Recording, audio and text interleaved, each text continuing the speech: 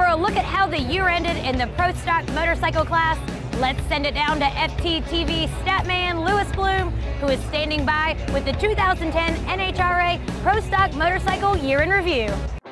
Thanks, Abby. Here's your 2010 Pro Stock Motorcycle Review, and it's all about Suzuki's versus V-twin motorcycles, the Buells and the V-Rods. They've had a great race this season, going back and forth with wins, dominated by L.E. Tylant and, of course, Andrew Hines on the Screaming Eagle V-Rod.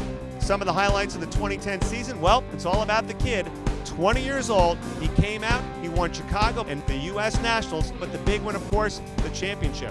It's all about the Screaming Eagle team. Andrew Hines, the Vance and Hines Harley-Davidson, his teammate Eddie Krawiec started out with a nice win at Gainesville. Since then, he struggled on race day, but Andrew Hines, a great run, and the highlight of the year for me in terms of performance, his mind-boggling 681 blast at the U.S. Nationals. Remember that September, first week of September. It's not like mine shaft conditions, but Andrew laid one down, and those 20 points played out big in the countdown towards the championship.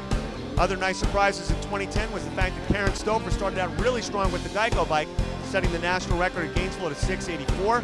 Michael Phillips, the big speed bike, 197 miles per hour. Michael with multiple race wins this season. Nice job by his team.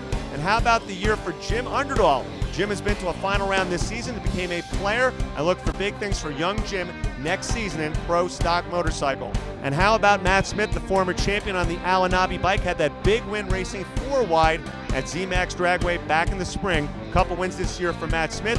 His wife Angie looks to race Pro Stock car next season. You gotta love that. I'd like to congratulate our first-time champion in Pro Stock Motorcycle at just 20 years old, the youngest champion in the history of NHRA drag racing, L.E. Tylant.